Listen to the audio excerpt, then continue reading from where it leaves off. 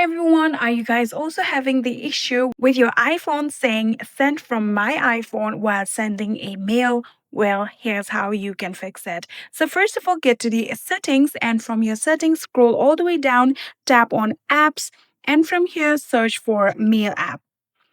Tap on mail and open the settings of mail. And from mail, scroll all the way down until you see the option of signature. Tap on it. And in here, you can see send from my iPhone is right here. Tap on it and simply remove this.